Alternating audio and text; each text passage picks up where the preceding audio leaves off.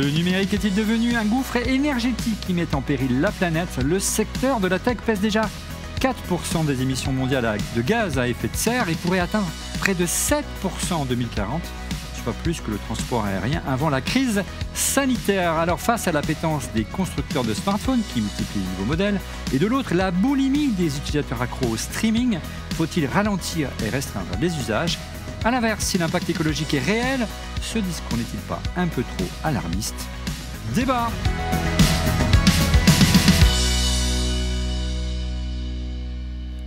Et bonjour à toutes et à tous, vous regardez On refait la tech, très heureux de vous retrouver pour notre débat tech mensuel, ici installé dans nos studios au village Baïséa à Paris, qui réunit comme chaque mois la fine fleur de la presse couvrant le domaine des technologies en France. Nos grandes voix de la tech, à commencer par Marjorie Paillon de France 24 et School TV. Bonjour Marjorie. Bonjour à toi, à tout le monde d'ailleurs. À nos côtés, j'ai beaucoup de chance, Elsa Bombaron du Figaro. Bonjour tout le monde. Qui m'en veut parce que je vous raconterai un jour. Et à tes côtés, une nouvelle tête dans On refait la tech, Sébastien Coinon du nouveau podcast Tech 45. Tu nous parles un peu de ton podcast, Sébastien? Olivier, moi je sais pourquoi Elsa la gueule, mais j'y ai rien, promis. Ouais, tu peux balancer. J'ai eu un blanc pendant quelques secondes, j'arrivais plus à dire son prénom. Écoute, mon podcast en 2 mots, Olivier, j'ai lancé il y a un peu plus d'1 an, été 21, mais bon, ça reste très récent, tu vois, pour moi. J'ai fait une 50aine d'épisodes et en gros, je reçois chaque semaine un entrepreneur, une entrepreneure, parce qu'il y en a de plus en plus, de la French Tech. Voilà. Et ça dure 45 minutes, d'où le nom. Et on retrouve ça sur toutes les plateformes de podcast. Bien sûr, les meilleures. Allez, les amis, le numérique où va-t-il devenir un gouffre énergétique? On fait le point.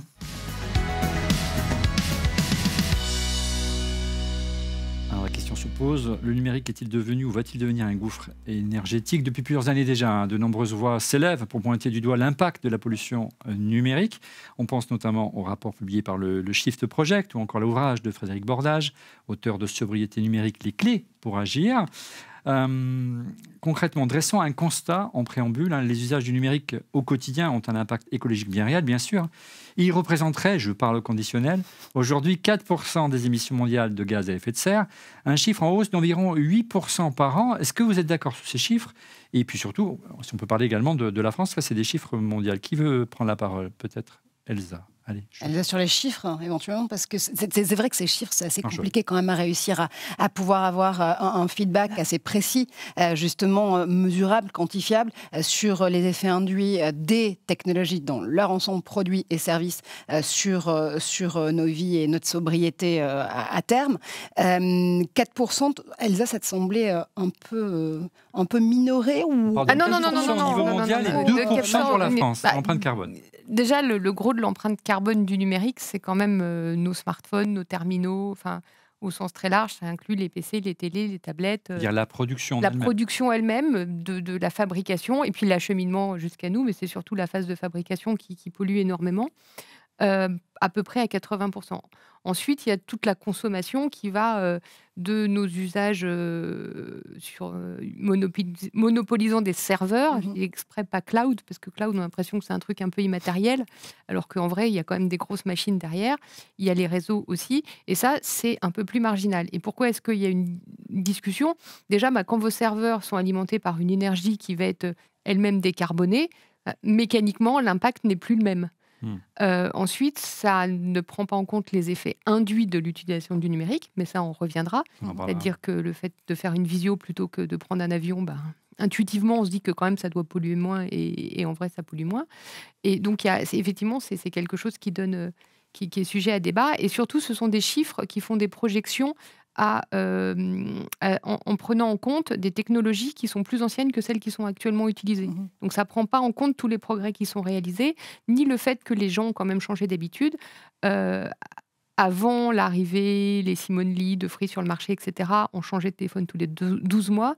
Maintenant, c'est entre 27 et 32 mois. Donc déjà, ça réduit l'impact. Donc voilà. Alors, on va revenir. Il y a plein de bémols à apporter. Dans un instant, sur les principales sources de pollution numérique aujourd'hui. Mais pour revenir sur les chiffres, toujours selon les différents notamment le Chiffre Project, c'est une source importante en 2019 en France. Il parle de 2% de l'empreinte énergétique pour le numérique. Et en termes de kilos de CO2 produits, on en parlera tout à l'heure avec notre invité, vous verrez, notamment Pierre Bessac, 226 kilos de CO2 par Français. Voilà, ça représente le numérique en 2019.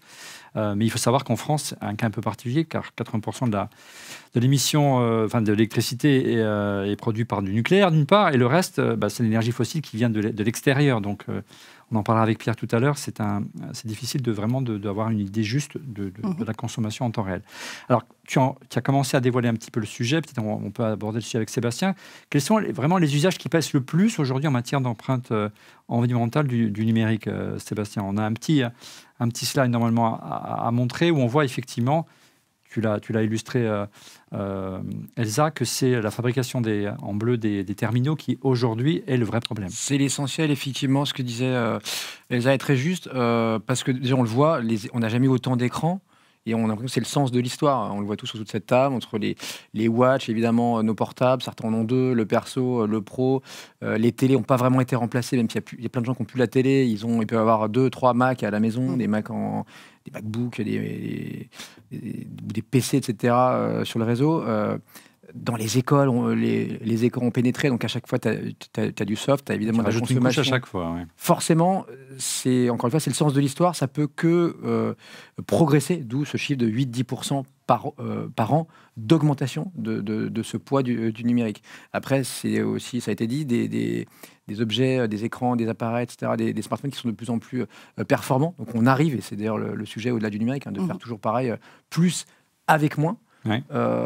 Et que en fait limite le B2C là, avec tous nos écrans, nos montres, etc. sur nous, c'est même pas l'essentiel. C'est-à-dire que dans l'entreprise, dans le B2B, cette présence du numérique va ne faire que s'accroître. Mais l'avantage, c'est que c'est quand même pour gagner en productivité. Donc mine de rien, alors, on a un objectif derrière. On a vu, Sébastien, brièvement dans le slide tout à l'heure qu'il y avait effectivement les terminaux qui avaient une grande part, mais pointé du doigt également, il y avait les usages de l'Internet en général.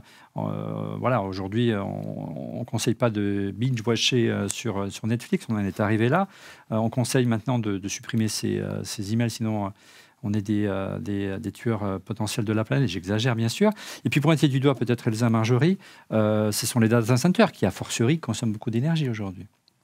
Alors, il y a data center et data center, parce que tous n'utilisent pas les mêmes technologies. Et on a des nouvelles générations de data centers qui arrivent. Et là, on peut faire un petit cocorico, parce qu'on a quand même 2 champions en France pour le prix d'un, parce qu'on a OVH Cloud d'un côté et Scaleway qui appartient à Iliad de l'autre, qui, chacun avec des technologies différentes, arrive à faire en sorte que ce que consomme le data center, ça soit essentiellement déjà pour faire tourner les serveurs et pas pour rafraîchir les serveurs. Est-ce que tu peux resituer pour ceux qui connaissent pas, maîtrisent pas le sujet? Voilà. C'est ce qu'on voit là, c'est une espèce. Pourquoi ça consomme autant d'énergie? Et on reviendra sur les solutions après. Quand vous êtes chez vous avec un ordinateur, vous entendez souvent le du disque dur qui tourne. Moi, et ventilateur, du ventilo aussi. Et ça illustre parfaitement qu'un PC, ça consomme de l'énergie quand ça fonctionne. Et un data center, c'est schématiquement plein de PC qui fonctionnent en même temps et qui sont utilisés pas uniquement pour stocker des données, mais aussi pour en fait travailler. Quand on va du calcul, quoi, en clair. Mais pas que du calcul, oui, mais quand on dit du calcul, on a l'impression que c'est toujours des trucs très très compliqués. En fait, un data center, c'est mobilisé quand vous êtes dans une entreprise et que vous enregistrez un document sur OneDrive, ça mobilise des capacités dans un data center. C'est aussi bête que ça. Quand un document, il peut être copié 1 fois, 2 fois, 3 fois, 4 fois. Pour être redondant, pour assurer qu'on ne le perde pas. Même chose pour les photos qu'on va stocker en ligne parce qu'on a envie de les retrouver facilement sur son smartphone, sur son PC, sur son Mac, etc. Tout ça, c'est dans des data centers. Donc, quand on dit puissance de calcul, c'est pas forcément pour envoyer des fusées sur la Lune. Enfin, c'est vraiment du quotidien. Et donc, tout ça, ça consomme de l'énergie. Et ça, on consomme de plus en plus parce que comme on stocke et on utilise de plus en plus ces services en ligne dans le cloud, il faut construire plus de data centers. Donc, ça a aussi une emprise exponentielle. Voilà. Et donc, tout ça, il faut le refroidir. Il faut le refroidir parce avec que ça la chauffe. clim, essentiellement. Alors, la clim, c'est très surfait parce qu'il y a pratiquement plus de data centers de nouvelle génération qui ont de la clim. Faut savoir que les standards eux-mêmes des serveurs ont été modifiés. Avant, il fallait 16 degrés pour que le serveur fonctionne. C'était très froid. Donc, c'était très froid. Maintenant, faut aller en t-shirt dans les data centers. Avant, il fallait y aller en doudoune. C'est entre 26 et 32 degrés. Donc, les choses évoluent. Chez nous, il n'y a plus de clim. On va y parler. On va en parler. Alors, c'était pas dans le schéma, mais c'est dans l'imaginaire collectif également que une source de gabegie énergétique également, c'est les crypto-monnaies. Est-ce qu'on peut dire un petit mot sur le minage qui nécessite beaucoup de puissance pour de calcul? Pour le coup, on en revient aussi à la façon dont Elsa, tu expliques le changement aussi de génération des data centers. Moi, je me souviens d'une époque où Hydro-Québec, pour le coup, et notamment les provinces québécoises, étaient le lieu où tous les mineurs de crypto-monnaies voulaient aller s'installer parce que l'électricité était extrêmement peu chère, parce que forcément, c'était aussi des grandes étendues très froides. Pour cause, c'est le Canada, où justement, absolument, il y avait des systèmes de refroidissement qui étaient assez naturellement proposés sur place. Et à un moment donné, Hydro-Québec a dit attention, arrêtez de venir vous installer au Québec. Il y a un moment où on ne va plus pouvoir fournir d'énergie pour tout le monde. Et puis surtout, les coûts sont tellement bas pour nous que les citoyens canadiens et québécois notamment commençaient à partir en mode révolte contre la tech et les mineurs de Bitcoin, notamment, mais pas que de crypto qui s'installaient sur place, en disant attendez, notre énergie, c'est pas forcément la vôtre. Donc, on va augmenter les tarifs. Pour vous en l'occurrence, parce que ça commence à peser sur les économies des Québécois et des Québécoises. Mais c'est un peu finalement cette bataille d'Hernani de l'énergie qu'on est en train de revivre aujourd'hui, au moment où les ressources énergétiques se tarissent et on comprend pourquoi, surtout en ce moment. Est-ce que les nouvelles générations justement de serveurs, de data centers vont permettre aussi d'avoir moins recours à une énergie de façon massive, en tout cas de l'électricité de façon massive pour les refroidir? Oui, c'est une certitude. Après, au-delà du minage, il y a aussi le fait de se dire que dans un moment où on est rentré dans des valeurs crypto qui sont en train de partir un peu dans tous les sens, est-ce qu'on a aussi des possesseurs de crypto qui vont avoir envie de faire autant confiance à ces valeurs-là qu'avant? Et est-ce que finalement, ça ne permet pas de remettre un peu de rationalité à la fois dans nos usages tech et à la fois dans nos portefeuilles crypto? Sébastien, pour conclure sur les crypto-monnaies, Frédéric Bordage est très critique envers l'usage des crypto-monnaies. Il donne des chiffres de consommation qui sont assez affolants, si tu veux les donner. Il y a eu d'énormes efforts. Pour reboucler une seconde sur ce que disait Marjorie sur les data centers. En France, on a cité Scaleway, Iliad et puis OVH. Mais les géants américains, qui sont malheureusement pour nous beaucoup plus gros, sont quand même, ont déjà entamé ce chantier depuis des années et sont en direction, pour ne pas dire parfois déjà carbone neutrale, sur beaucoup de sites, grâce à de la compensation CO2 à l'ancienne, ou sinon carrément tu vois, des fermes solaires, etc., qui font qu'aujourd'hui, ils pèsent beaucoup moins. Il y a encore plein de trucs à faire, mais le mouvement est déjà entamé. Après, si on fait n'importe quoi, notamment, parfois, pas tout le temps, mais avec la crypto, les efforts que tu fais d'un côté, si c'est pour gaspiller, c'est un jeu à somme nulle. Crypto, tu regardes la chaîne Ether, là il y a eu énormément d'efforts, on consomme beaucoup moins. Sur le Bitcoin, je pense qu'il y a encore malheureusement pas beaucoup de progrès, et sur quantité de cryptos qui sont dans la pure spéculation, des coquilles vides qui servent à rien, parce qu'il y a des milliers de cryptos aujourd'hui. On se demande franchement à quoi ça sert. Heureusement, il y a beaucoup moins de spéculation aujourd'hui, et je pense que les transactions, les volumes se sont effondrés, mais il y a encore très très peu d'applications concrètes en B2B. Je parle pas du B2C, donc pour l'instant, il y a beaucoup de gaspillage et pas beaucoup d'utilité. Mais la vraie question sur Ether, par exemple, quand Vitalik Buterin, il y a quelques semaines, fait cette annonce sur OK, on va pouvoir rationaliser l'énergie qu'on utilise sur une chaîne Ethereum, sur une blockchain Ethereum, pourquoi est-ce qu'on n'y a pas pensé avant, si c'était si simple de le faire? C'est parce que c'était compliqué. Tout simplement. Oui. Pourquoi faire simple quand on peut faire compliqué? Non, la technologie qui est déployée pour permettre de réaliser ces économies est beaucoup plus compliquée que celle qui a été utilisée avant. Donc il fallait du temps pour pouvoir réussir. Il faut l'innovation, mais on en parlera. Est-ce qu'il faut ralentir l'innovation, notamment en conclusion de cette émission? Donc, crypto-monnaie, si on en croit l'ouvrage de Frédéric Bordage, ça représenterait un volume colossal de 143 TWh. Ça fait quoi, ça? Oui, ça fait quoi 143 TWh? C'est l'équivalent de 12 stades de France. Non, je déconne. Plus de 14,3 milliards de kilowattheures. Si je parle sous le contrôle de... c'est l'équivalent de la consommation énergétique de la Pologne. Voilà, là, ça me parle. Voilà. Okay. C'est trop. C'est beaucoup. C'est pas mal. Alors, en tout cas, ce qui inquiète le plus aujourd'hui, c'est non seulement la part que prend de manière plus importante cette consommation énergétique de la tech, mais c'est plutôt les projections qui se veulent assez alarmistes. 7%, on l'a dit en préambule de cette émission, Elsa, en 2040, c'est 24 millions de tonnes de CO2. Et c'est, on l'a dit toujours en préambule, autant que le transport aérien. Là, c'est du concret. Là, encore une fois, 15% d'électricité produite sur la Terre. Est-ce qu'encore une fois, il y a un problème de méthode et on n'est pas tous d'accord sur le curseur à positionner pour calculer? Comment on arrive à calculer que dans 20 ans, on va consommer... On prend une projection simple. On se dit aujourd'hui, on est à 6%. On sait par exemple que la consommation, alors j'ai le chiffre pour la France, moyenne de données en mobilité, c'est-à-dire quand vous regardez votre Internet ou de YouTube via votre téléphone, c'est plus 40% par an. Et puis on l'applique à plein de marchés et puis on dit, bah voilà, en 2040, on sera là. Mais ça ne prend pas en compte les progrès. Oui. Tout ce qui est mis en œuvre pour que justement cette adjonction d'usage, quand on ajoute 1 giga, on n'ajoute pas forcément l'équivalent en consommation énergétique. Plus on avance, plus ça baisse. Donc c'est pour ça que c'est un petit peu... c'est beaucoup contestable même. Ça se discute. Et puis il y a d'autres technologies qui arrivent qui sont très très intéressantes. On parlera peut-être du stockage sur ADN tout à l'heure, où là on ne consomme plus rien en fait. Ouais, mais c'est vraiment le futur. Ça. C'est le futur. Ouais. 2040, c'est pas le passé non plus. 60% de l'empreinte... l'empreinte... environnementale, c'est dur à dire, du numérique pourrait bondir de 60% d'ici à 2040. Donc effectivement, ça c'est une étude de 2020 commandée par le Sénat. Donc nous sommes tous d'accord en tout cas que le constat que l'industrie du numérique et ses usages ont un impact non négligeable sur l'environnement.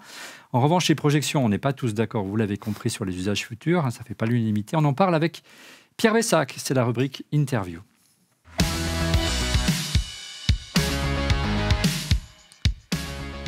Pierre Bessac, bonjour. Vous êtes entrepreneur, ingénieur de formation. Vos chroniques dans Atlantico et vos tweets sur la question de l'impact du numérique sur l'environnement font à l'encontre des lanceurs d'alerte sur la sobriété numérique. La tech doit-elle ralentir? Question simple, Pierre. Bonjour à vous. Bonjour, merci Pierre. pour votre invitation. Alors, la tech doit-elle ralentir? En fait, on parle tout le temps d'exponentiels qui font peur dans la tech. En fait, c'est l'histoire de la tech, finalement, l'exponentiel. Ça fait 40 ans, même des décennies qu'on a des développements exponentiels des capacités de la tech. On a des usages qui sont transférés vers la tech. Donc des récupérations d'usages qui la font croître, en fait. Et en fait, il faut surtout s'intéresser, je pense, à l'impact réel que ça peut avoir à la fin. Quand vous parlez de transfert d'usage, c'est-à-dire qu'auparavant, sur mon bureau, j'avais un ordinateur, une imprimante, un scanner, j'avais plein d'accessoires qui maintenant sont dans ma poche avec mon téléphone. C'est ça que tu veux dire? Exactement, oui. On a plus de bibliothèque peut-être. On a plus de fax, on a presque, on a encore des livres, mais on n'a plus d'appareils photo pratiquement, on n'a plus de caméscope. Voilà, tous ces appareils sont intégrés, toutes ces technologies sont numérisées et deviennent des données. En fait. C'est dur. Trop tard, t'as dit tu. Alors franchement, je resterai où tu sois. Toi, ton argument, c'est de dire très bien pour quantifier et reconnaître qu'il y a un impact du numérique, mais il faut quantifier aussi ce que permet en termes d'économie a permis la digitalisation de tous ces usages, en gros, c'est ça? Alors déjà, oui, il y a ça, l'aspect externalité positive, si on peut dire. C'est une chose. D'une part, donc, il y a les transferts, il y a les nouvelles possibilités que ça nous offre, qui sont aussi considérables. Et il y a aussi le fait d'avoir une approche raisonnée sur les impacts réels, c'est-à-dire essayer de comprendre à la fois les ordres de grandeur et les causalités.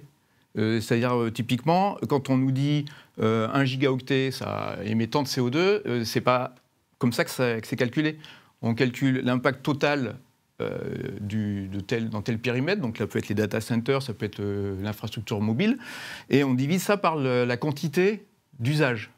Donc ça donne ce qu'on appelle le modèle attributif, c'est-à-dire en gros c'est le syndic d'immeuble qui va déposer au tantième les charges, mais ça ne signifie pas que si on fait 1 giga de plus ou qu'on envoie un email de plus, ça va avoir l'impact donné. Donc toi, si je comprends bien, on reste sur le tutoiement et c'est mieux pour soi. Tu n'es pas d'accord sur la méthodologie, on l'a déjà mis en exergue tout à l'heure. Et tu vas même très fort dans ton approche, dans tes rubriques, tu parles de tes chroniques, tu parles carrément d'arnaque intellectuelle. Oui, parce qu'en fait, ce modèle attributif, donc qui permet de dire en moyenne un abonné mobile va consommer telle énergie ou un gigaoctet ou un film en stream va dépenser telle énergie également.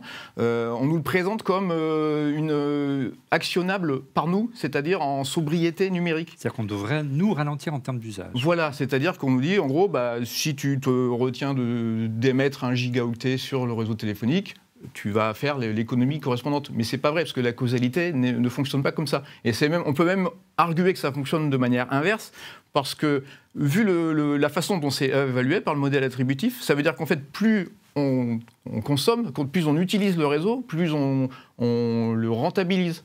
Donc, plus on va transférer du gigaoctet, et plus l'impact par utilisateur va être faible, puisque ça ne va pas faire exploser. C'est ce qu'on constate sur les données, d'ailleurs, les données des opérateurs mobiles. La croissance exponentielle du volume de données ne se traduit pas par une croissance exponentielle de la consommation énergétique. Parce qu'en fait, on construit un réseau, et ce réseau, qu'on soit 1 million ou 10 millions, les variations ne sont pas de 1 à 10, en fait. En gros, oui. Enfin, l'inducteur principal, disons, c'est pas le volume de données, c'est plôt la couverture géographique. Enfin, on a des... Allumé, pas allumé, quoi. Ouais. Voilà. N'hésitez pas à réagir en plateau si vous voulez des questions. Vous voulez poser des questions à Eric, à Pierre. Je suis arrivé. Alors moi, c'est machin. C'est ça depuis le début. On a un petit dossier prenant aujourd'hui. J'ai mis besoin de fiches. Moi, j'aime bien ça. C'est un petit peu la métaphore de l'autoroute. En fait, une fois qu'on a construit une autoroute qui est une voiture ou 100 000 voitures qui passent, l'impact de l'autoroute, je ne parle pas des voitures, reste le même sur l'environnement. Un réseau télécom, c'est à peu près la même chose. Et c'est d'ailleurs le problème des opérateurs télécoms. C'est pour ça qu'ils se battent tous pour essayer d'avoir le plus d'abonnés possible. C'est que c'est une industrie de coûts fixes. C'est-à-dire qu'il faut payer le réseau, le construire, le faire fonctionner. Et après, ils vont commencer à gagner de l'argent à partir du moment où il y aura beaucoup de gens qui utilisent leur réseau. C'est-à-dire que ça leur coûte la même chose. Et si ça leur coûte la même chose, c'est que ça dépense à peu près la même chose. C'est-à-dire que le coût marginal, l'opérateur, le petit en plus, ça ne va pas leur coûter une fortune. Je vois que tu me regardes, Olivier. Avec insistance. J'aime pas le consensus, donc je vais quand même faire au moins l'avocat du diable avec Pierre. C'est vrai que tu as raison, l'impact n'est pas exponentiel. Tout ce que tu as dit avant sur la productivité, etc., oui, je bois tes paroles. Sur l'impact, en revanche... c'est vrai que ça semble contre-intuitif, où on est tous là à se dire tiens, comment réduire notre consommation, et notamment énergétique, puisqu'il n'y a pas de raison. Doublement et donc du numérique, voilà, c'est dans l'actu. Et malheureusement, c'est parti pour durer. Je parle surtout contre Elsa, mais on consomme une dizaine de gigas tous sur nos smartphones, en tout cas via nos abonnements mobiles, en data, évidemment pas en voix, etc. Mais et t'as encore les os. Ce matin, je me réveillais à la radio, j'écoute encore la radio, je suis du siècle dernier, j'entendais une pub, pour un forfait d'un opérateur qu'on ne citera pas, qui proposait, je crois, 200 ou 250 gigas, mais ça sert absolument à rien. Qui consomme ça aujourd'hui? Pas grand monde, peut-être 0,03% des abonnés. Donc pourquoi nous engager? Et même, on en parlera aussi, mais sur les constructeurs, tu vois, tu as des appareils qui peuvent mettre 1 Tera, 2 Tera, qui s'améliorent aussi, évidemment, dans la définition, notamment, tu parlais des photos et des vidéos. Donc tout ça pèse de plus en plus lourd, va après dans nos fameux data centers. Donc on est encouragé quand même à faire toujours plus. Est-ce que c'est pas quand même contre le sens de l'histoire, là? Alors, je ne sais pas si c'est contre le sens de l'histoire, mais sur la téléphonie mobile, notamment, effectivement, un opérateur qui annonce des quantités de données aussi faramineuses espère probablement qu'on ne va pas les utiliser. Oui. Mais ce n'est pas tellement une question de consommation énergétique. C'est du marketing, alors. C'est du marketing, et puis voilà, c'est d'une sorte de surbooking, si on peut dire. Voilà, ça n'aurait pas vraiment de sens. Et d'ailleurs, le problème du réseau mobile, c'est pas tant la consommation énergétique que la saturation du spectre hertzien, qui est beaucoup plus limitée que celui de la fibre optique, par exemple. Mais pour emboîter le pas justement à Sébastien, la question c'est aussi de se dire, à un moment où on nous entraîne et on nous accompagne pour avoir une consommation plus raisonnable et raisonnée du numérique, en termes de temps d'écran passé de temps passé sur les écrans, que de volume de data et d'informations envoyées par mail interposé. Par exemple, envoyer 25 fois le même email avec la même pièce jointe, ça ne sert strictement à rien à un moment donné. Est-ce que tu ne te dis pas quand même que il y a là aussi une contre-productivité entre la façon dont on doit, ou on devrait en tout cas, être des consommateurs du numérique un peu plus éco-responsables, et les chiffres et les bases justement chiffrées que tu annonces? Je pense qu'il faut distinguer les deux, en fait, parce que alors oui, d'accord, pour un usage raisonné, effectivement, c'est pas la peine de blinder les boîtes de mail avec n'importe quoi, ou de passer des heures sur son téléphone, mais à mon sens, c'est plus un problème organisationnel, sociétal, et c'est pas vraiment un problème environnemental. Je trouve pas ça me paraît pas très logique ni très très étayé de le présenter sous forme de la question environnementale, en fait. Par exemple, l'éco-conception des sites, qui est le grand sujet d'aujourd'hui. On va réduire la taille de la photo du PDG ou des choses comme ça. En fait, ça a un intérêt d'un point de vue utilisabilité des sites, c'est-à-dire que ça va donner des sites qui se chargent plus vite, qui fonctionnent mieux sur un vieux téléphone. Donc ça a un impact environnemental à ce titre-là, mais ça n'a pas d'impact en termes de volume de données. L'impact va être non mesurable. Pierre, on en parlait quand on préparait cette émission, quand j'étais appelé pour t'inviter. Au-delà, on est tous d'accord sur la nécessité de réduire la voilure, mais tu le disais bien, Marjorie, pour d'autres raisons qui sont peut-être simplement le temps consacré aux écrans. On sait qu'on s'interroge beaucoup, notamment chez les plus jeunes, du temps passé sur les écrans. Donc oui, il faut réduire, mais pas forcément pour des raisons environnementales. C'est dur à dire. Tout à fait. Voilà. C'est un peu comme tous les comportements compulsifs. En fait, il faut éviter les excès. Voilà. Et dernier point, on en parlait tout à l'heure avec Elsa, c'est le poids que représenteraient les centres de données. On parle pour les années futures d'info-obésité, carrément, le terme est fort, de la part des lanceurs d'alerte. Le volume des données mondiales doublerait tous les 3 ans. 90% des données mondiales ont été créées au cours des 2 dernières années. Avec l'accroissement des données stockées, les émissions de ces centres pourraient grimper, les centres de données, de 86% d'ici 2040. Donc la consommation électrique pourrait tripler pour les centres de données. Les gains d'efficacité énergétique, on peut en parler. Qu'est-ce que tu en penses de ça? Tu es d'accord avec la vision d'Elsa tout à l'heure? Qu'on faisait des progrès, qu'on a besoin de moins refroidir qu'auparavant? Alors oui, on fait des progrès en refroidissement. Ce qu'il faut comprendre aussi, c'est que l'essentiel de l'énergie consommée dans le numérique, en fait, elle ressort sous forme de chaleur. En fait. La chaleur, c'est un effet de bord non désiré du fonctionnement du numérique, c'est l'effet Joule, en gros. Et donc, on aimerait bien s'en débarrasser. Et les électroniciens, c'est leur préoccupation majeure, parce que ça empêche d'avoir des ordinateurs plus puissants, en fait. Parce que la chaleur, on ne peut pas... mettre un ventilateur, c'est déjà une galère dans un matériel qu'on fabrique. Donc, en fait, il y a un boulot historique au niveau électronique pour se débarrasser de la chaleur et pour optimiser les climatisations. Alors après, je me méfie aussi des études prospectives parce que c'est assez facile de mettre X% dans une feuille Excel et puis d'avoir une exponentielle. Donc il faut aussi comprendre les causalités, c'est-à-dire le progrès technologique existe, ça c'est clair. On ne peut pas forcément toujours l'anticiper et il y a certaines lois, des choses comme la loi de Moore, qui ont tendance un peu peut-être à se tasser. Oui, même à disparaître aujourd'hui. Disparaître, oui, je ne sais pas, mais il n'y a pas consensus là-dessus, disons. Donc il y a des progrès certains, il y a des prospectives qui sont peut-être un peu hardies, et ce qui serait peut-être intéressant, c'est de voir ce que disaient les prospectives d'il y a 5 ou 10 ans par rapport à ce qui s'est réalisé en termes d'explosion, parce que je pense qu'on a tendance un petit peu à noircir le tableau, oui. Il y a notamment des prospectives qui avaient été faites, je ne dirais pas par qui, par le Shift Project, pardon, sur l'implémentation de la 5G en France avec des prévisions catastrophiques d'explosion de data. Et notamment, un des éléments qui était pris en compte, c'était comme si l'intégralité de la population française allait changer du jour au lendemain de smartphone pour changer son vieux téléphone pour un téléphone 5G. Alors là, nous sommes un échantillon non représentatif de la population française, parce qu'on a tous des téléphones dernier cri, c'est mal, pardon. Mais si on prend un spectre... Si on prend un spectre... Moi, j'ai un téléphone 5G, mais bizarrement, la 5G passe pas. Donc, non, mais si on prend un spectre plus global, les gens ne se sont pas massivement rués dans les boutiques pour prendre... Et donc voilà, l'explosion attendue, elle n'a pas eu lieu. L'explosion des usages n'a pas eu lieu. Et il y a aussi des technologies responsables qui existent. Alors, je ne suis pas hyper fan des GAFA, mais quand ils font un truc de bien, il faut le dire, notamment Netflix n'envoie pas sur un téléphone portable un stream, enfin un flux en 4K. Ils envoient un flux en haute définition et c'est déjà superbe joli à regarder. Et nos startups, Elsa, ont aussi une solution, tu vois, des back market et consorts qui vont donner une deuxième, une troisième vie. C'est une place de marché, back market. On se disputera un autre jour sur black market. T'as raison, c'est une marketplace.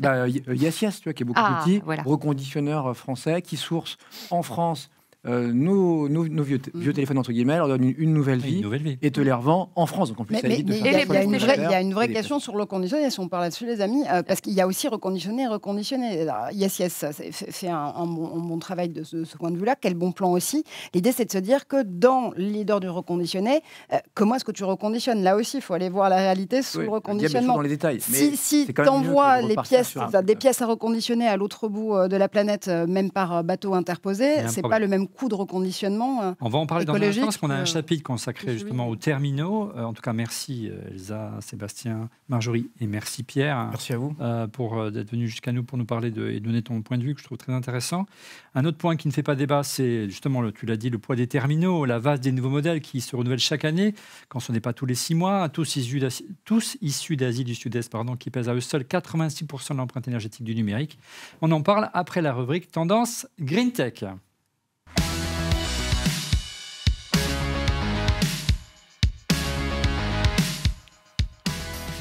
Tous les mois, nous retrouvons Fabrice Marcella, le maire du village Baïséa, qui nous accueille dans ce magnifique studio. Et nous allons parler Green Tech, je crois, Fabrice. Oui, c'est ça. C'est ça parce que ça fait peut-être 10-15 minutes où vous mettez en avant plutôt finalement les impacts négatifs du numérique sur l'écologie. Et moi, j'aimerais mettre en avant plutôt les impacts positifs. Et ça fait partie de mon job au quotidien parce que moi, j'accompagne des entrepreneurs et je suis là pour les défendre. Donc, je vois toujours le verre à moitié plein. Donc, la première chose, c'est que ces technologies, je considère que toutes les nouvelles technos, et le numérique en particulier, sont de formidables leviers d'accélération de transition écologique. Et je vais essayer de vous en faire la preuve au travers de trois histoires de start-up que j'ai pu rencontrer. La première d'entre elles est une start-up dans le monde de la finance. Elle vise à vous faire prendre conscience de l'impact carbone de ce que vous consommez. C'est un peu le Yuka de votre consommation ou de votre impact carbone. Elle s'appelle Greenly.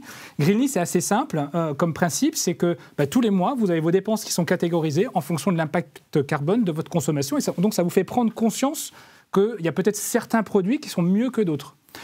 Ensuite, cette start-up, elle ne s'adresse pas qu'aux particuliers, elle s'adresse également au monde de l'entreprise. Et donc ça, je trouve ça aussi extrêmement positif. Et donc l'idée, c'est de permettre, par exemple, à des PME d'orienter leur consommation et leurs achats vers les produits à moins fort impact. C'est une start-up qui a levé 21 millions d'euros. Ça, c'est encore assez récent. C'était en avril 2022. Donc ça, c'est la première d'entre elles. La seconde que j'aime beaucoup, c'est une start-up qui, à mon avis, va être utile à chacun d'entre vous cet hiver. On nous parle tous de coupures électriques et puis surtout d'un chauffage qu'il va falloir réduire quasiment à son minimum.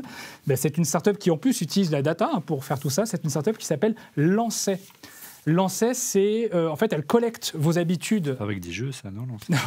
Non, alors c'était pas des jeux. Loi et c'est top. Ouais, alors, moi je te parle d'une start-up française. Mais Lancet, c'est assez génial en fait. Le principe, c'est que bien sûr, elle va analyser ton comportement au sein de ton domicile. Donc ça, rien de neuf à l'horizon. Qu'est-ce qu'il y a? Non, je dis pourquoi Grenoble. Bon, bref. Ils sont grenoblois. Si on a envie de défendre, j'ai pris que des startups françaises. Des Isérois ici. Ouais. Et donc, cette start-up, elle analyse ton comportement. Excuse-moi, Fabrice. Ouais. Je suis là pour te déconcentrer. Ouais. C'est bien, ça marche. Donc, j'en étais où? Oui, donc, on analyse le comportement. Voilà, elle analyse ton comportement. Elle analyse ton comportement. Par ailleurs, elle fait une deuxième chose, c'est qu'elle est équipée d'une batterie qui va se recharger pendant les heures creuses. Et donc, ensuite, en fonction du moment où tu es à la maison et en fonction des pics de consommation, elle va te permettre en fait, de te chauffer à un coût moindre que si tu utilisais un radiateur traditionnel. Deuxième élément intéressant, c'est qu'elle recycle les batteries des vélos défacteurs, des vélos Véligo par exemple, pour pouvoir les installer sur ces radiateurs. Ces radiateurs ont besoin de personne, pas d'intervention technique pour les mettre. Tu débranches l'ancien, tu mets le nouveau. Okay. Et dernier élément, si tu as des panneaux photovoltaïques à la maison, eh bien, en fait, ces radiateurs vont se charger directement au travers de ces panneaux-là. Donc voilà, 34%, la promesse, c'est 34% d'économie d'énergie. Donc c'est pas rien par les temps qui courent. Une dernière start-up peut-être, mais bien sûr. Une dernière start-up, là, c'est pour lutter contre le fléau des batteries, mais cette fois-ci, des batteries, les petites piles, tu sais, ces piles dont on ne sait jamais quoi faire lorsqu'elles sont usées. Et je ne sais pas si tu connais cette stat, c'est 97% d'entre elles finissent à la déchetterie ou sont brûlées. Donc c'est un vrai fléau sur l'environnement. Et on voit bien que là, il y a des startups qui se lancent aussi sur ce type de sujet. Je pense notamment à une startup qui s'appelle BFC. C'est une startup française de nouveau qui propose une batterie révolutionnaire. C'est quoi? C'est une pile en papier. Et c'est une pile en papier. Je l'ai vu de mes yeux. C'est assez impressionnant. C'est impressionnant. Et qui, en fait, utilise les enzymes et qui va convertir le glucose et l'oxygène en électricité. C'est génial. Donc cette batterie en papier, elle est de fait complètement recyclable et elle vise à équiper notamment tous les objets connectés qui généralement sont équipés de petites batteries et qu'on ne peut pas recharger simplement. Oui, qui sont souvent jetables aussi. Qui sont souvent jetables. Donc voilà, donc je pense que vraiment la tech et le numérique ont un impact écologique et positif, pas que négatif. Et je pense également que la transition écologique va passer par la transition numérique. Merci beaucoup Fabrice, Merci. on se retrouve le mois prochain. Retour sur la sobriété numérique et le poids de l'industrie, notamment de la fabrication des téléphones qui est aujourd'hui particulièrement polluante. Les fabricants de téléphones, à l'instar d'Apple, doivent-ils ralentir ces sorties produits? Débat.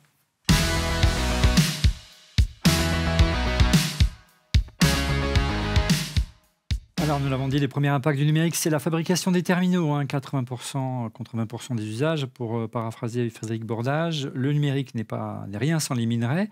Il faut des métaux critiques pour faire fonctionner les smartphones, ordinateurs, téléviseurs, objets connectés. Or, au rythme où l'on va, nous consommons les ressources. Il n'y aura plus de numérique possible dans 1 ou 2 générations. Votre sentiment en plateau, tout simplement, qui veut prendre la parole? La question des terres rares, elle est forcément inhérente à la production des devices technologiques. Après, on est entré très rapidement avec la problématique des terres rares dans des soucis et dans des questions géopolitiques. Ce qui est intéressant aujourd'hui, c'est de comprendre comment est-ce que ces terres rares vont pouvoir être adaptées à une consommation du numérique modérée, ou en tout cas sa production déjà dans un premier temps.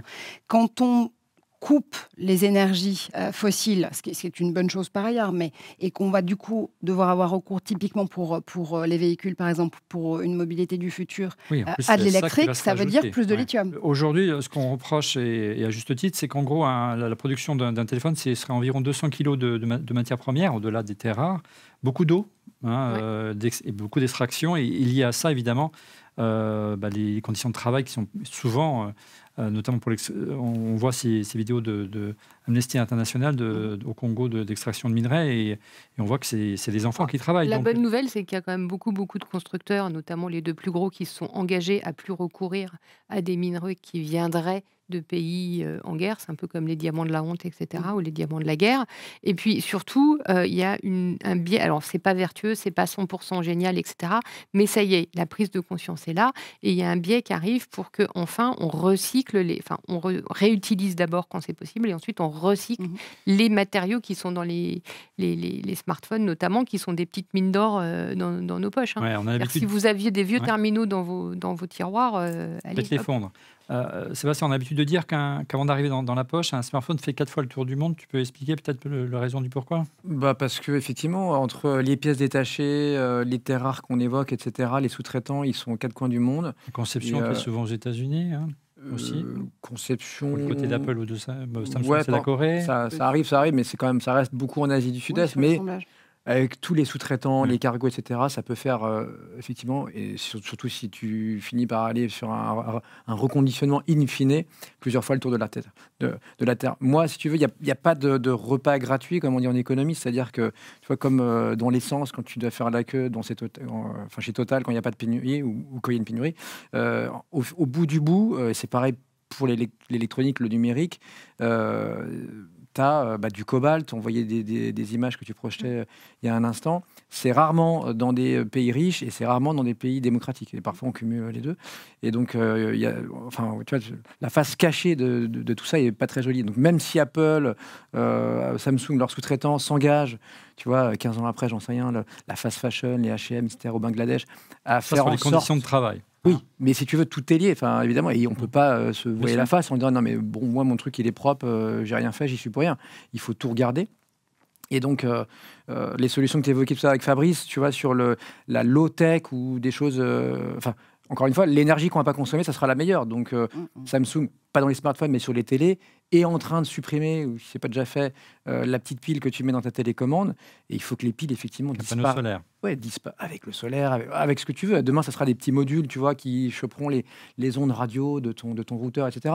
C'est des technos qui existent, qui sont sur étagère, mais qui ne sont pas encore développés, qu'on n'utilise pas au quotidien. Mais honnêtement, un device 100% éco-responsable, c'est compliqué à produire aujourd'hui. Oui. Aujourd'hui, on ne peut toujours pas y arriver. Je vous renvoie juste à une expérience qui est formidable, qui s'appelle 7 Grams, de Karim Ben Khalifa, qui est un incroyable photo-reporter, mais qui est aussi aujourd'hui un conteur d'histoire immersive absolument formidable. Et 7 Grams te transporte justement dans l'histoire de ton smartphone. Tu vas pouvoir en réalité augmentée projeter la décomposition d'un téléphone et voir quelles sont les terres rares qu'il compose et d'où ces terres rares sont extraites et du coup quels sont exactement peut-être pas et quels sont justement les conflits géopolitiques, les conflits sociétaux aussi que cela engendre. Mais c'est le verre à moitié vide. Moi, j'aime bien l'histoire du verre à moitié plein. Toutes les externalités positives qu'on a grâce à ce truc de quelques centaines de grammes, c'est formidable. Tu vois, les visios, plus personne va à sa banque, etc. On sait qu'aujourd'hui, le discours green chez les grandes tech, c'est quelque chose qu'ils mettent systématiquement en avant. Notamment, il suffit de regarder une keynote d'Apple pour s'en rendre compte. Apple, notamment, annonce que d'ici 2030, tous ces produits seront green, c'est-à-dire qu'il n'y aura plus... ils sont carbone neutraux. Ils sont déjà aujourd'hui en termes d'entreprise, mais pas en termes de produits. Et d'un autre côté, on l'illustrait dans le sommaire, on a une frénésie de sortie de produits de plus en plus. Est-ce qu'il n'y a pas un problème de curseur dans ce domaine-là ? Il y a clairement un antagonisme entre la rapidité du marketing et du time to market pour pouvoir renouveler son appareil de façon contrôlée. Mais Elsa, tu le disais tout à l'heure, ou je ne sais plus si c'est Sébastien qui apportait aussi des chiffres, où finalement il y a un taux de renouvellement des appareils électroniques et notamment des smartphones qui s'allonge d'année en année. Ils gardent 2 ans, 2 ans et demi. Donc oui, en fait, ils peuvent en sortir un tous les 6 mois. C'est pas très grave. C'est pas très grave. La galerie, mais c'est pas mais ce qui est intéressant, c'est aussi de voir qu'aujourd'hui, tu vas avoir des mouvements justement d'usagers et citoyens et citoyennes de la tech qui se disent ok, halte là, ça commence à ressembler à une espèce de course et de fuite en avant que de renouveler aussi fréquemment ces appareils. Est-ce qu'il ne vaudrait pas mieux les garder plus longtemps, voir si on peut les fixer à la marge avec du reconditionné et ce type de comportement-là. Donc ce qui est intéressant, et de toutes les façons, ces modifications en matière de marché, elles viennent essentiellement par les utilisateurs et les utilisatrices qui, à un moment donné, disent « ras-le-bol, non, on ne veut plus racheter les appareils que vous nous proposez ». Alors, c'est un peu la métaphore tarte à la crème du consommateur, mais c'est réellement ce qui est en train de se produire, en tout cas, depuis une dizaine d'années, où on a vu des utilisateurs et utilisatrices, et on s'inclut dedans, du numérique, en devenir de plus en plus citoyens, citoyennes, militants et militantes. Moi, je voudrais quand même ajouter juste un petit truc, c'est que je vais défendre Apple. Désolée.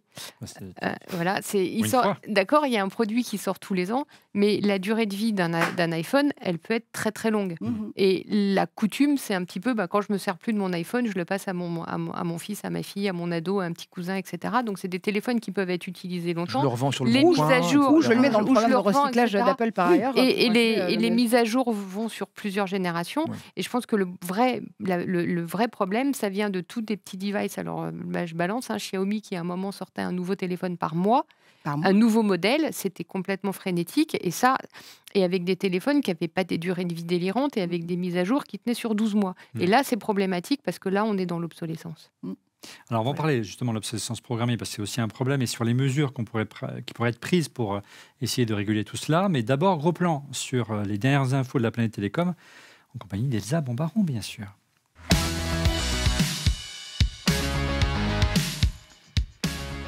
La veille télécom tous les mois, c'est avec Elsa, c'est toutes les infos que toi tu as retenues. Et qu'est-ce que tu nous as réservé cette semaine autour de la planète télécom ? Alors, je vais retenir quelque chose qui fait un peu de vieille technologie, de nouvelle technologie et de sobriété, c'est-à-dire l'arrêt du cuivre en France. C'est-à-dire que Orange, qui est le seul propriétaire du réseau cuivre en France, puisqu'il en a gentiment hérité de France pour Télécom. Ceux qui connaissent pas, j'arrive. C'est le réseau téléphonique. C'est ce qui sert à faire fonctionner chez vous aujourd'hui la DSL et hier les anciens téléphones qui faisaient Allô avec les cadrans pour les plus vieux d'entre nous.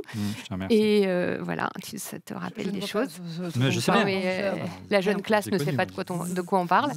Et donc voilà, ce réseau va être arrêté en 2030. Donc petit à petit, Orange va, en jargon, le décommissionner, donc couper. Alors on va dire, ok, d'accord, et la sobriété dans tout ça, puisqu'il faut le remplacer par un nouveau réseau qui est la fibre. La bonne nouvelle, c'est qu'à consommation égale, la fibre, ça consomme 3 à 5 fois moins d'énergie que le réseau cuivre.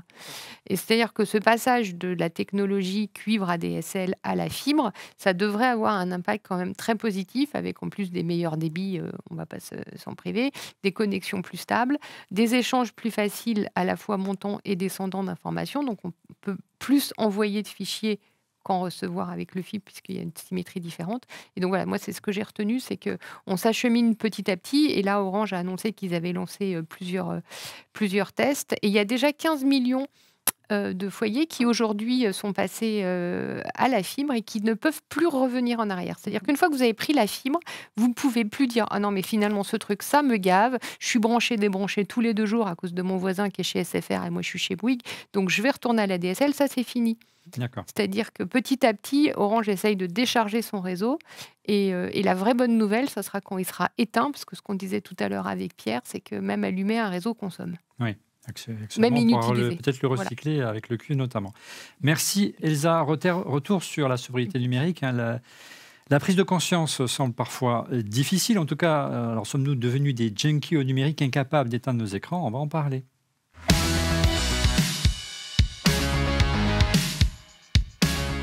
Junkie au numérique, c'est un peu mon portrait robot. C'est vrai qu'on a des réactions de tous un peu épidermiques. Nous qui baignons dans la tech au quotidien, on le reconnaît bien quand on nous dit qu'il faut restreindre les usages. C'est notre cam, le numérique aujourd'hui. On sait qu'aujourd'hui, selon un sondage Odexa, seulement 70% des Français ignorent le concept de sobriété numérique, alors qu'ils sont 86% à déclarer leur faire attention à limiter leur impact environnemental au quotidien. Alors, est-ce que vous considérez que nous aussi, on exagère? Nous aussi, bien sûr, on veut protéger notre petit kiff numérique et que nous sommes aujourd'hui d'indécrottables junkies au numérique incapables de ranger leur smartphone. Je pense, pardon, je t'interromps. Il y a un problème de prise de conscience, c'est ce qu'on disait tout à l'heure avec l'idée de cloud. De déni quand même. Non, mais on dit informatique dans les nuages, on dit cloud. Enfin, les gens, ils ont l'impression que c'est magique, que ça marche par l'opération du Saint-Esprit. T'as pas forcément conscience que quand tu allumes ton téléphone, ça va avoir un effet domino sur un réseau télécom, sur des serveurs à distance, etc. Il y a un problème de connaissance aussi, c'est-à-dire qu'on a Enfin, moi, j'ai des ados, le tronc commun, il n'y a plus de science. Donc, c'est-à-dire qu'on va dans un monde de gens qui croient que ça marche en agitant des plumes. Bah non, ça ne fonctionne pas comme ça.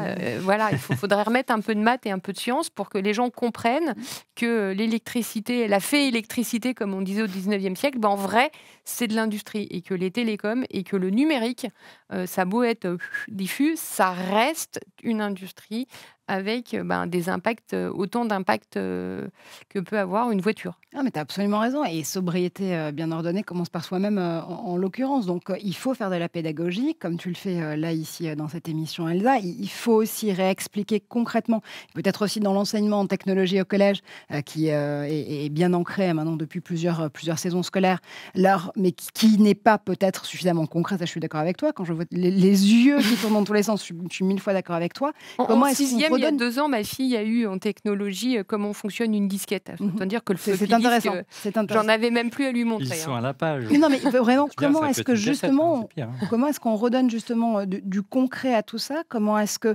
en réexpliquant comment le numérique est fabriqué, c'est un peu comme quand on veut lutter contre les fake news. Si on n'explique pas la fabrique de l'information et comment une information justement est travaillée dans une rédaction, on ne peut pas avoir une idée précise de son impact. Donc c'est un peu la même chose avec l'usage numérique. Expliquer comment le numérique est fabriqué, on soulève le capot, on met un peu les mains dans le cambouis tech, et ensuite peut-être qu'on arrive à mieux anticiper sur son impact sociétal, environnemental et économique aussi. On parlait tout à l'heure, Sébastien, avec Pierre, de la nécessité peut-être d'une détox numérique, au-delà de la nécessité de comprendre les usages, mais c'est aussi un mouvement social. Tu parles de nos enfants également. Il y a un chiffre amusant que j'ai trouvé, c'est une source d'une étude de Sofenco. 46% des Français sont angoissés à l'idée de passer une journée sur leur smartphone. C'est assez parlant aujourd'hui de cette manière. Il y a plein de startups aujourd'hui qui travaillent là-dessus, sur le contrôle parental qui n'a pas été craqué, donc notamment pour les enfants et le problème des écrans. Pour les adultes aussi, tu vois, parfois des solutions low-tech où on pourrait mettre tous nos téléphones, j'en sais rien, à l'entrée, tu vois, avant un dîner, on les met dans telle boîte, on n'y touche pas. Bon, c'est pas tech, mais voilà, c'est un sorte de contrat moral, tu vois, entre les amis, en mode... Un coffre fort, en clair. Voilà, et on va pas se faire des selfies, des machins, lire des notifs, des grands journaux français, quoi, qui pourraient nous dire à 22h, attention, il y a eu un incident dans telle centrale nucléaire. Mais plus sérieusement, limite, mais c'est pas un sujet environnemental, c'est-à-dire que oui, c'est plus sociétal. Et enfant, d'ailleurs, encore plus ado-adulte après, tu vois, ne pas passer 1 heure par jour sur Instagram, 30 minutes sur TikTok, 2 heures sur Netflix, etc., c'est aussi pour ta santé mentale, tu vois. Donc, je pense qu'il faut qu'on lève tous le pied. On est tombé, ça a été le sujet d'autres émissions ici, mais sur, tu vois, des pièges bien organisés de Twitter, de Facebook, etc., dans la prochaine décennie, il va falloir aussi se réinventer le modèle d'après. On est arrivé au bout d'un truc là. Ce qui est encourageant, c'est que je fais référence à une étude qui s'appelle Born Social, qui est éditée tous les ans à la rentrée scolaire par l'agence Even à Paris, qui s'intéresse là cette fois-ci à la consommation numérique des moins de 13 ans. Oui, les moins de 13 ans ont déjà une consommation du numérique, parce que 87% des enfants à 11 ans ont déjà un smartphone et s'en servent. Entre le collège, 11 absolument. ans. Exactement. Et même s'il y a en effet interdiction, La législation des plateformes dit qu'avant 13 ans, on n'a pas le droit de monter un profil social. En réalité, 70% d'entre eux en ont déjà un. Tout ça pour dire que dans cette étude et dans la 7e édition de Born Social, il y a un chiffre qui est formidable. C'est la prise en compte de l'éco-responsabilité des enfants et de leur temps passé sur les écrans. Tu as 6 enfants sur 10 interrogés par l'agence Evan qui te disent oui, en effet, on considère qu'on passe beaucoup trop de temps sur nos écrans. On le sait grâce notamment maintenant aux notifications. Alors c'est un peu paradoxal, mais la notification qui nous dit qu'on a passé trop de temps sur nos écrans et on se rend compte en réalité qu'on n'a peut-être pas besoin de le faire autant. Donc moi je garde espoir. On est sur un fond vert, donc je garde espoir aussi. Oui, on ne voit pas le fond vert. On ne voit pas le fond vert, mais évidemment, c'est magique. Parce que là aussi, on peut se dire que si les comportements commencent à être infléchis par ces prises de conscience aussitôt, ça veut dire qu'encore une fois, on a des utilisateurs et futurs citoyennes du numérique qui vont là aussi peut-être être un peu plus raisonnables que leurs aînés. Allez, dernier chapitre de cette émission. Quelles mesures pour aider à cette prise de conscience, justement, et au-delà? Est-ce que, comme le disait Pierre, le numérique ne constitue pas à l'inverse un moteur de l'efficience énergétique?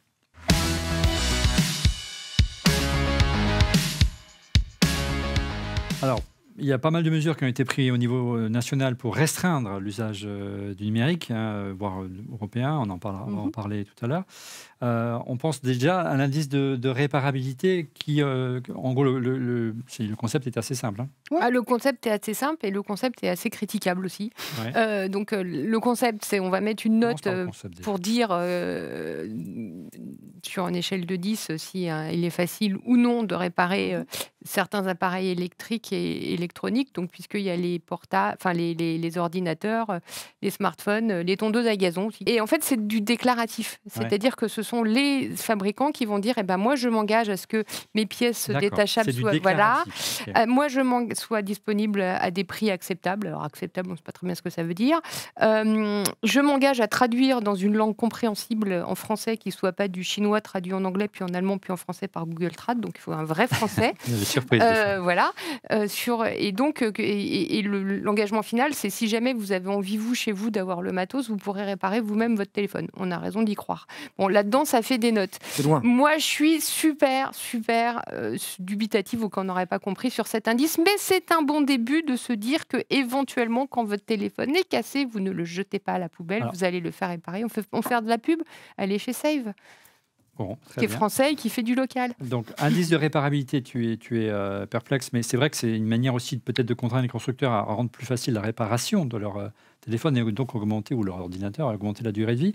On parle aussi d'indice de durabilité, voire carrément de délit d'obsolescence. C'est vrai, on y va vraiment vers ça? Alors, il y a eu beaucoup de réflexions sur l'obsolescence programmée, notamment sous la si je ne dis pas de bêtises, à l'époque de Ségolène Royal, qui s'intéressait de très très près à cette question-là, mais pas que.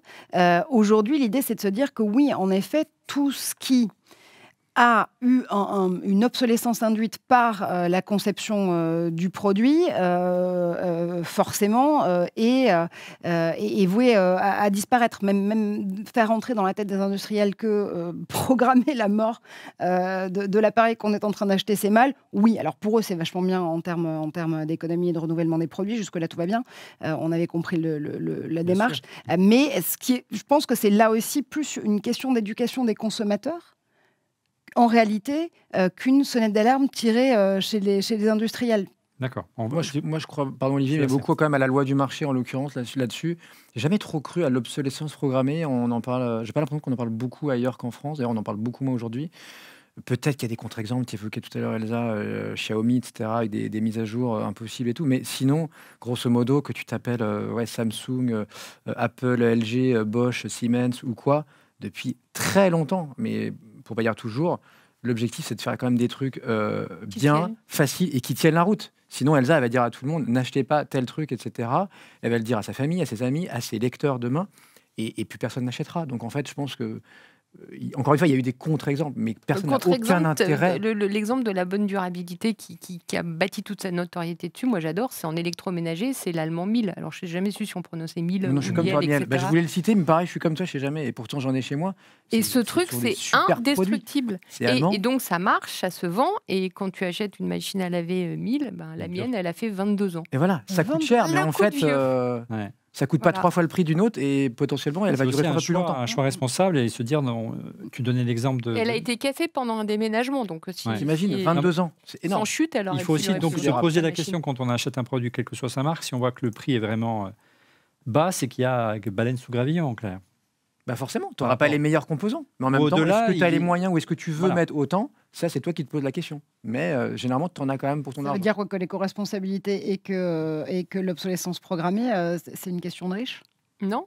Ça veut dire qu'on peut aussi adapter ses comportements aussi pour ne pas se dire tiens, en fait, moi, je vais acheter tous les robots électroménagers qui sont proposés par une marque qui fait du grand public, des trucs dont en fait, on a quand même un usage assez limité, sous prétexte que c'est 4 fois moins cher qu'un Thermomix, on n'est pas obligé de se jeter dessus. Et ça veut dire qu'un lave-vaisselle à 200, c'est pas le même qu'à 800. Ça, a priori, c'est pas que du marketing ou je sais pas quoi, comme certains. Et pour conclure, est-ce que vous pensez qu'on va aller jusqu'à restreindre l'usage du numérique par des règlements, par la loi?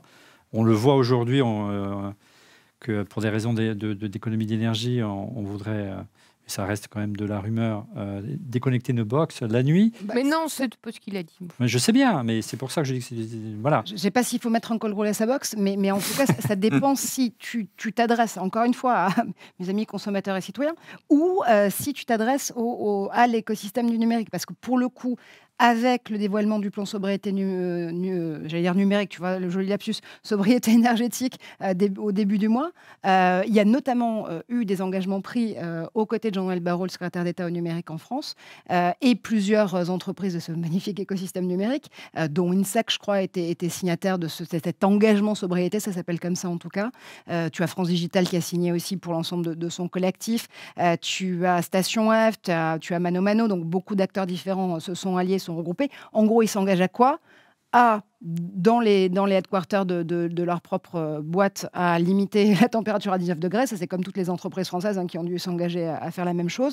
Il y a aussi une réflexion qui est portée sur comment construire des sites qui sont plus légers en temps de chargement. On en parlait tout à l'heure, notamment avec Pierre, dans son intervention. Donc, il y a tout un tas d'engagements qui peuvent sembler être un petit peu simples à la marge, mais qui, au bout d'un moment, vont pouvoir commencer à faire école. Tout ça pour dire que, tant en tout cas, une velléité de la part de l'écosystème numérique français, de montrer qu'ils peuvent se mettre à la page.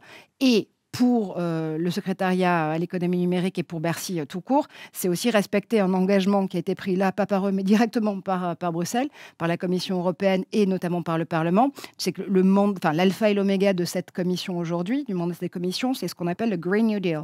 Et ça, c'était préexistant même aux mesures post-Covid et post-pandémie.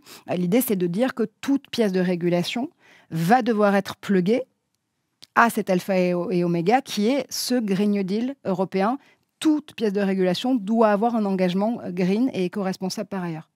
Pour conclure cette émission, est-ce que finalement, à vous écouter, on ne s'oppose pas à deux modèles de société en fait, entre réduire le volant du numérique ou investir à fond le numérique, celle basée plutôt, une société basée sur l'innovation, une société plutôt capitaliste, et l'autre sur un modèle totalement différent qui est plutôt la décroissance. Osons le mot. Tout à l'heure, on parlait Marjorie disait, est-ce qu'on n'est pas sur un modèle de riche?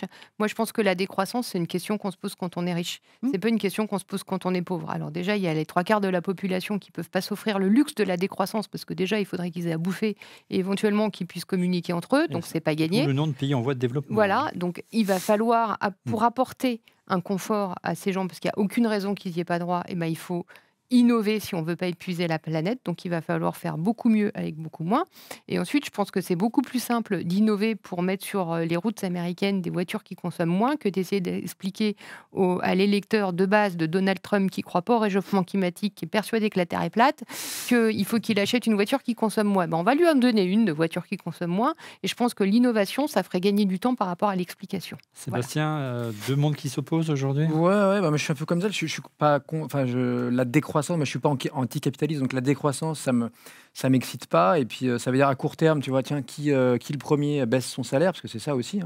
Et après je vous suis, allez-y, mais qui lève le doigt. Ça veut dire pour nos enfants, ils voyageront moins, ils feront tout en moins en fait. Le train. Ils habiteront dans des appartements plus petits, pas neufs, parce qu'on interdira un jour le neuf en disant bah non, artificialisation des terres, etc. Donc ça donne pas envie. Je dis pas que la tech a des solutions à tout, mais je dis voilà. faisons-nous confiance. La loi tue la loi, donc je préfère qu'effectivement, dans toutes les collectivités, nos écoles, nos mairies, on chauffe à 19 qu'à 23 quand il n'y a pas assez d'énergie et qu'elle coûte trop cher. Idem pour les centres de données. Sauf quand le bon sens ne suffit plus, donc là, on passe par la loi. Mais la décroissance, ça donne pas envie. Et effectivement, c'est quand même un truc de riche. Je suis assez d'accord. Après, pas anticapitaliste, mais que le capitalisme soit arrivé au bout du bout. Au bout d'un truc, ça c'est quand même une réglementation. En Europe, tu l'illustrais tout à l'heure, on est plutôt mieux doté qu'aux États-Unis. Hein. En l'occurrence, oui, mais après, j'ai pas envie de relancer la polémique des Protec contre les Amish, mais quelque part, le débat, mais moi, vraiment, je fais une confiance aveugle en vos enfants, les amis. Je fais vraiment confiance en cette génération-là, parce qu'on l'a vu notamment au moment de la remise des diplômes en juin dernier chez AgroParisTech. On a des jeunes diplômés qui s'opposent fondamentalement au modèle de société dans lequel on veut les engager et pour lequel ils ont été formés, pour lequel leurs cerveaux ont été réellement préparés à travailler. Absolument. Et qui aujourd'hui disent... ils ont fait moi, je leur fais pas confiance parce que là où ils demandent un ralentissement de la croissance, c'est sur les consommations des autres. C'est-à-dire que quand tu as une discussion avec des jeunes, ils te disent il faut faire de la décroissance, donc tu es prêt à te séparer de ça. Mais pas forcément. Non, mais toi, tu n'as qu'à prendre moins l'avion. Alors, je ne sais pas avec quel jeune tu parles. Mais en l'occurrence, ce qui est intéressant, c'est que ce qu'aujourd'hui, eux demandent de façon extrêmement pragmatique, on avait cette image d'Épinal de la Gen Z qui voulait que les entreprises pour lesquelles elle allait potentiellement travailler s'engagent sur des valeurs fortes et qu'il y a un véritable feedback, une mesurabilité de ces engagements. Mais elle est réelle, vraiment. Oui, c'est une quête de sens, mais c'est une quête de sens qui est très pragmatique. C'est pas juste se poser sur un rocher ou sortir de sa caverne de Platon en se disant « Oh mon Dieu, si j'avais une quête de sens ce matin ». C'est vraiment, de façon extrêmement concrète, dire « Ok, on est d'accord pour avoir été formé en tant que futur talent, futur professionnel, mais cet écosystème tech durable, éco-responsable, éthique, plus inclusif, c'est aussi à nous de le construire. Donc, donnez-nous les moyens, vous, entreprises déjà installées et qui pouvez développer de l'innovation, donnez-nous les moyens de la construire avec vous. Sinon, on ne bossera pas avec vous, c'est aussi simple que ça. Et dans ces cas-là, on ne continuera pas à produire des richesses ensemble. C'est assez simple, en réalité, comme réflexion. Et moi, j'ai foi. C'est plutôt sain, en tout cas, comme attitude, plutôt que sortir d'un moule et d'avoir des réflexes plutôt conditionnés. Vous savez quoi, c'est la fin de cet épisode de Refait la Tech. Merci de l'avoir suivi. Je pense qu'on aura l'occasion de revenir dans quelques mois sur ce sujet passionnant. Je vous donne rendez-vous dès le mois prochain pour une prochaine émission. Et n'oubliez pas, nous avons lancé le Club ORLM. C'est une formule premium et payante de la chaîne.